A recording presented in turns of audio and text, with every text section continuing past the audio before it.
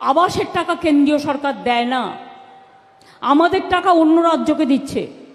অন্য রাজ্যকে টাকা দিক, আমার আপত্তি নেই, কিন্তু আমাদের টাকা থেকে আমাদের টাকা তুলে নিয়ে গিয়ে আমাদের ভাগ কেন দেবে না?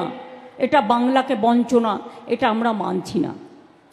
গ্রামীণ রাস্তার টাকা 3 বছর ধরে বন্ধ। গ্রামীণ আবাস প্রকল্পে 3 বছর আমরা পরপর 5 বছর ফার্স্ট হয়েছিলাম অল ইন্ডিয়ায়। গ্রামীণ রাস্তা প্রকল্পে আমরা 5 বছর ফার্স্ট হয়েছিলাম অল ইন্ডিয়ায়। 100 দিনের কাজেও আমরা পরপর 5 বছর ফার্স্ট হয়েছিলাম অল ইন্ডিয়ায়। তাই হিংসার তো কোনো ওষুধ নেই, দিয়েছে টাকাটা বন্ধ করে। আর বলে বেড়াচ্ছ না চুরি করেছে। আমি বলি, তোমার বড় বড় চোরগুলো বসে আছে উত্তরপ্রদেশে, রাজস্থানে, মধ্যপ্রদেশে, বিজেপির ডাবল ইঞ্জিন সরকারে, তাদের জন্য তুমি কি করেছো?